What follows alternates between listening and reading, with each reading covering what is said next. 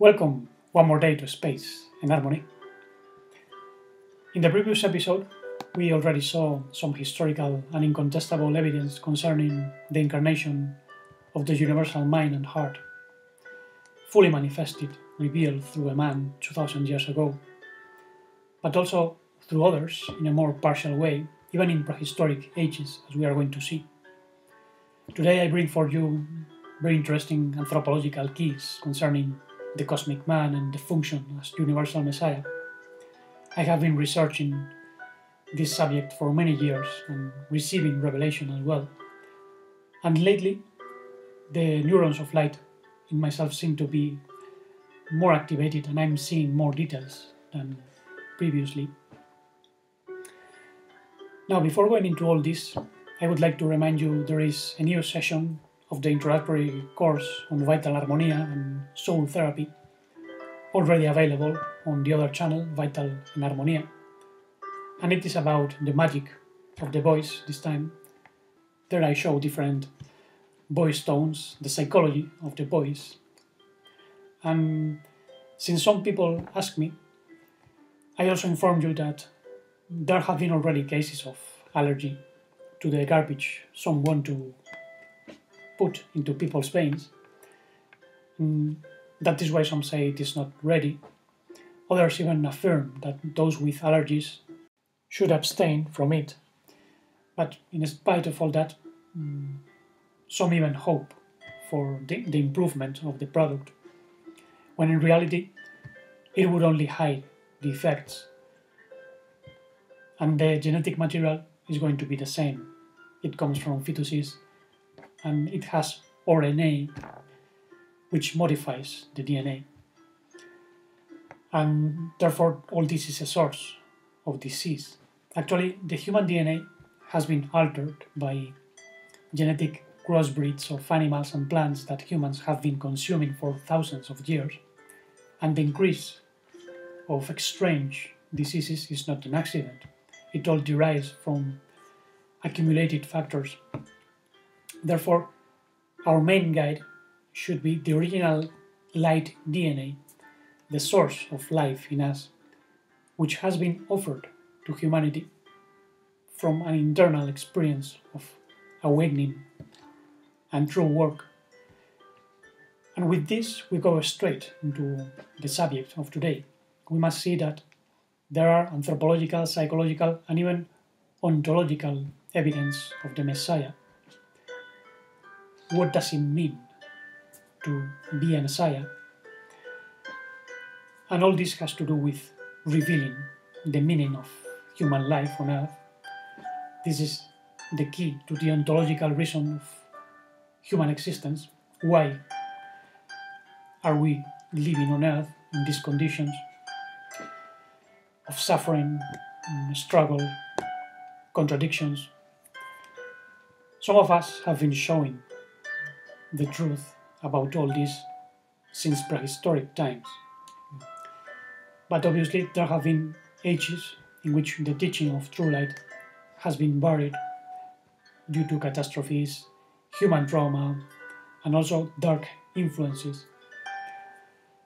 And when people hear about the Messiah, I would say most people associated with Jewish or Christian religion, even many of those who speak of the Messiah are often unaware that the presence of this function is both prehistoric and timeless. This is even stated by Prophet Micah. But you, Bethlehem, Ephratah, although you are small among the families of Judah, the one who is to be ruler in Israel will come out of you, and its origins are from the east, Mi-Kedem, from the days of eternity, Olam. That's in Micah 5:2. And this text is saying much more than what is usually understood. First of all, Mi-Kedem is usually translated as from the beginning, but it refers to a timeless origin. Kedem is east, but the primordial east, the spiritual North Pole, not the geographical North Pole. I have already spoken about this in a video, and I will leave a link to it down below in case you are interested in watching it. And it is precisely this true north, spiritual north, what has been lost by humanity, which is still immersed in trifling beliefs, bloodthirsty religions, tyrannical policies, selfish economy, destructive technologies. Therefore, it is time to listen to what the true North Pole of reality is telling us from within, because it's our cosmic identity, which remains unchanged throughout the ages of time, immutable, like a voice of conscience. And the expression Bethlehem is actually Bethlehem, the house of cooked food or spiritual bread. And this is an allegory about the spiritual work that cooks our inner psychology with the fire of consciousness and conscience. The internal cleansing sweeps away negative emotions, dark thoughts, lower passions, and this allows us to listen to the immutable voice of the universal mind-heart, the Logos, the intelligence that acts as a guide. And this is possibly one of the main meanings of the Star of Bethlehem, the star that supposedly guided the Magi from the east to the place where the Messiah was going to be born, according to Matthew. Although since the astronomer Kepler said in the 17th century that in the year 7 BC there was a great conjunction Jupiter-Saturn, many have said this was the star of Bethlehem. This was an astronomical sign. And curiously, the other day there was a repetition of this conjunction. And there might be a connection, of course, although as you can see, there is also a deep allegorical symbolism. But many of us know that the universal life intelligence first must have been fully incarnated through a man 2000 years ago. And I stress man, not to say a baby on a manger, because as it was said, the Logos became flesh. And the Logos was the intelligence action of true supraconditional love and modified life, primordial conscience that no one had demonstrated before that time, until someone very mature turned up. Very few expected him, actually, because as even as scripture says, even demons ask him, "What are you doing here? If it's not your time yet." But he told them to shut up with his light. But the strategy obviously was to go ahead, to sow seeds in darkness, anticipating the coming of the collective body of the Messiah. And this is guiding like a star in the night, rectifying many of the distortions of the written Torah. As it was said, you have heard that it was said to the ancestors, "You shall not kill," but I say that anyone who gets angry with his brother will be guilty before the Supreme Court. And he kept saying things like this, modifying what was said, or at least elevating the meaning, because the Messiah brought a higher, an inner esoteric understanding. It was psychological and non-ritualistic. Let's not forget that the word Messiah comes from Mashiach, which means there is brain, yesh moach. And this is the union of right and left hemisphere, which brings union of wisdom and understanding, Chokmah and Binah, but also Chaya, life, and Neshama, the breath of understanding. Those two are the previous soul degrees before Yehidah, which is the full manifestation of the primordial soul Messiah. And this is why the Messiah is much more than the coming of a single man, or even a godlike man. In any case, it is a real life consciousness and conscience that begins to be manifested on earth in a man and his followers, or those who understand the mission, the message, and are able to influence many others, generating a butterfly effect of awakening. And thus the Messiah marks the pattern of the essential word, verb, action that reveals the presence of the infinite holy being, with different functions: the cosmic spirit, cosmic soul, and cosmic body, which in ancient language are called the Father, Son, and Holy Spirit. And let's say that from the ocean of light, or the Father Spirit, comes a life of light, genetics that give birth to a mankind of light, the primordial Adamic mankind, in the bosom of the so-called Father. And that mankind is the soul of the Father, showing the loving character of the Holy One. I and the Father are one, said the Master. This is why the so-called son of Adam, the Ben Adam, is both son of the primordial Father, but also son of Adam, which is known as the son of the Father, and therefore the soul of humanity, but in a rectified state, in a pure state. Because remember that the pure mental soul, or neshama, became buried in the Garden of Eden. Many beings were put to sleep, so to say, and this consciousness remained buried when Adam identified with the earthly vessels, biological species, and the energy of the earth.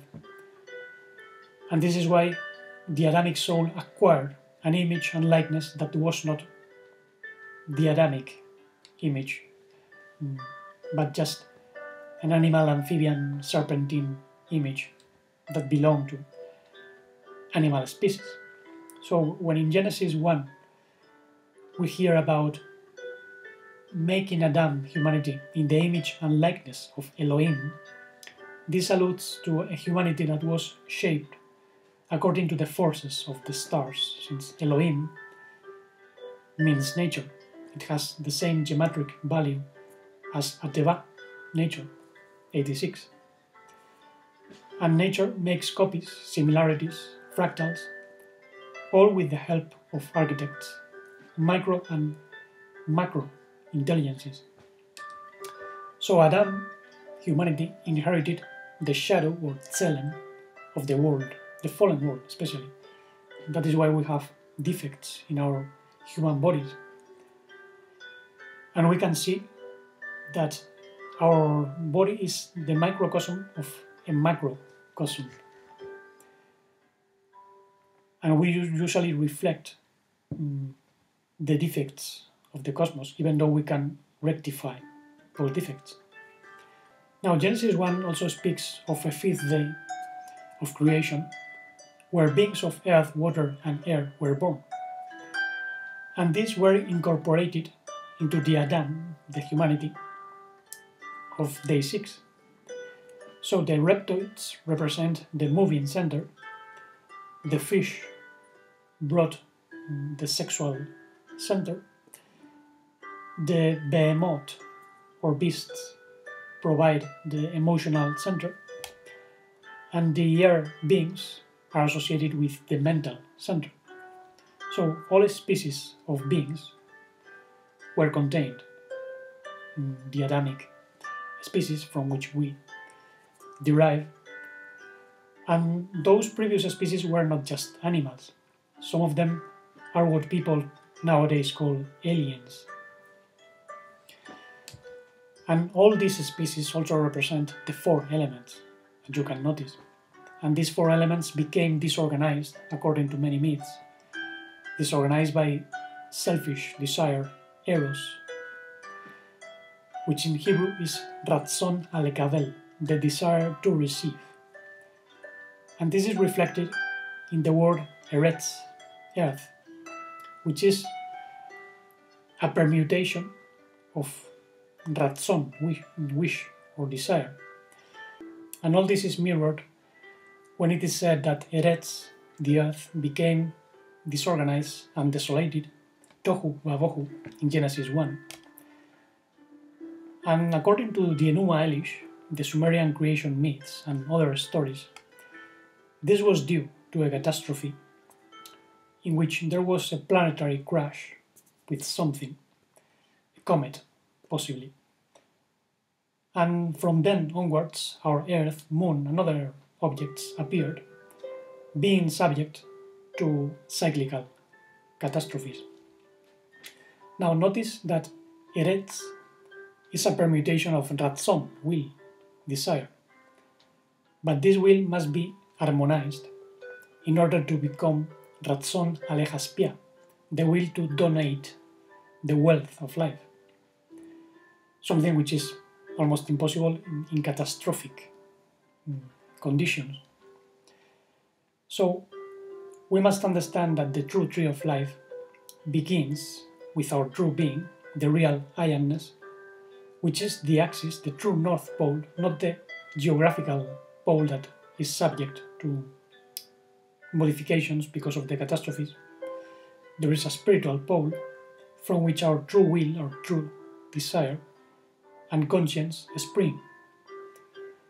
And we can say that the essence of the universal Messiah is to manifest the I amness with will and conscience in a unique way, because everyone is different. And in the original cosmos, there is nothing broken, there are no fractals, nothing dies, all are olons, expressions of the whole, which obey the will of the primordial origin Father, and even manifested as the true mankind of light. And this true cosmos is the body vehicle of the great infinite holy being, which has, as I said, three functions: spirit, soul, and body. So the cosmic body also has a cosmic head, a cosmic abdomen, and limbs to distribute the energy all over the cosmos. But in the first manifestation of the Holy One, there was a break in the solar plexus, the cosmic soul, the 6 central spheres of Adan Kadmon, as it is said in Hebrew wisdom. And this was due to selfish races that wanted to receive energy from others without sharing. And there was a kind of galactic catastrophe, and many beings ended up exiled in this solar system and finally on Earth, where energy has become stagnated. And this is why a cosmic and earthly plan of action was required to make energy flow again into the Tree of Life, the original cosmos. So all this has to do with restoring the true image of the cosmic Adam on Earth, bringing the Ratzon, Alejaspia, the will to give the wealth of life that comes from the infinite being. And with this vision, we can now understand the idea of the Messiah who is born to rule in Israel, which alludes to a spiritual state and has nothing to do with being born with Semitic blood or practicing Judaism or any other religion.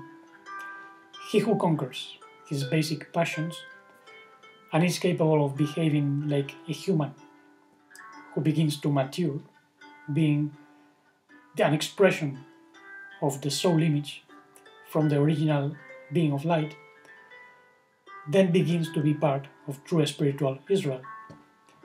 So there is no point in distinguishing nowadays between Gentiles and non-Gentiles, even though this is maintained by many who speak about Messianism, Judaism, even Kabbalah. But they do not seem to understand what is the universal Messiah.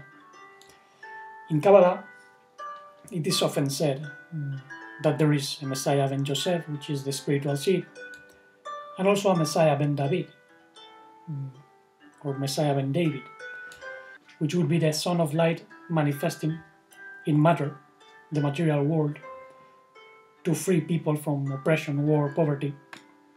David is a symbol of the material world. But as we are still in a planet full of wars, poverty, disease, many Jews, including Kabbalists, say that the Messiah has not arrived yet, or that he has arrived but he is waiting somewhere to manifest. And many claim that there must be a prophet like Moses appearing. They quote the famous passage of Deuteronomy 18:15, which says that the divine spoke to Moses, telling, "The divine word will rise up a prophet like me from among you, and they will listen to him." Anyway, this prophet already came, and he raised up the Torah to its true level. He walked with the true Torah of light. And what many of those who call themselves Jews know as written Torah is just a manipulated document, not the authentic one, which is written in our spiritual genes, in the new spirit that was put within us, as it was stated in Jeremiah 31:33. Actually, all this was also explained by Paulo when he said, "For why was the law, the Torah, the written Torah, given? It was given because of the transgressions of Israel until the arrival of the seed, the descendants, to whom the promise had been made. And the Torah, the law, was promulgated through messengers, angels, by the hand of a mediator, that was Moses." That's in Galatians 3:19. Moreover, the first people of Israel on earth rejected the Torah of light. They didn't understand it. And that is why it was given to people who did not even have Israelite souls. And this might be the reason, actually, why the Master said, "I have some sheep that are not from this sheepfold." And we also must remember that in ancient times, there were spiritual families that arrived in waves, just as after a great catastrophe, in which the geographic and magnetic poles of the earth were altered, and there was a displacement of the earth crust. We'll see all this in later occasions. But let's simply notice now that many different waves of souls came from different regions of the cosmos, from the solar plexus, or the universal cosmic soul, and many were seeds of light that had not fallen 6,000 years ago, when the collective fall of the Adamic soul took place on Earth. This was around the age of Gemini, the twins, Adam and Hava, Adam and Eve. And those messenger souls came to help the fallen Adamic souls who had been separated from the spiritual North Pole, the East, the Keden, which is connected to the great I Am. All that is the tree of life. And here, the souls that came to help flourish in waves, and I'd say the first were surely the antediluvian generations of Enoch and Noah. Enoch was even called Metatron, who is associated with the first apparitions of the Messiah on earth. The line of Melchizedek, even the king of righteousness, as it is known, or the ruler of righteousness. Actually, Metatron means before the throne, and also custodian of the truth. Metatera in Chaldean means custodian, keeper. Down below you have a link to a talk with Kyle Matthias on Enoch, Metatron, and Merkaba in a podcast interview. Now, after the flood, there came three types of souls. Some were more mental, with the neshama, others more emotional or psychic, with the ruach, and others were more vital, being nefeshot, as they are called. But little by little, these souls were recomposed in body, heart, and mind, generation after generation, coming to incarnate the so-called Israel, which comes from Yasar El, effort towards El, associated with mercy, Gesed. Israel are also those who conquer the forces of the stars, Isis, the moon, Ra, the sun, El, the planet, and thus they develop great spiritual capacities. However, all these souls came to be incarnated in Egypt and other cultures, perhaps, and in all of them they worship fallen gods in temples that mirrored the stars. There they perform many different rituals. But later on came a type of soul known as Moshe, over the waters, which helped those souls to get out of Egypt, idol worship. But many did not recognize the so-called Torah, written on sapphire stones, as it is said in different traditions, written by the finger of Elohim, as it is told in the Bible. Actually, that sapphire stone Torah was associated with soul teachings, but Israel fell again into worshipping the golden calf, the religion of Orion, based on the cult of pre-Adamic Luciferic lords, or even fallen Adamic souls, the false messiahs. And the stone Torah was made for those with a heavy heart, as it is said, and for the followers of those fallen lords. And this was the origin, not just of Judaism, but also many other religions. Fallen souls copied ideas from the true teaching of light, the true Torah, and with that they dominated human culture using religion, politics, even technology. And now, due to this second great fall, the fragmentation of the spiritual Adamic soul was much greater, and therefore it was required an even deeper healing. However, all this could only be triggered by souls that were somehow deeper than Israel, someone that showed the connection with the primordial intelligence, the true head of the cosmos that comes out of the infinite loving being. And this could only be shown by a man whose original genetics activated that of other people, awakening the collective body of the primordial sun. And this is why it was said, every spirit that homologizes, that is, that speaks as, thinks as, feels as, if the Messiah of salvation has already come in the flesh, is from the Holy One. Those who don't are from the anti-Messiah, the counter-Messiah.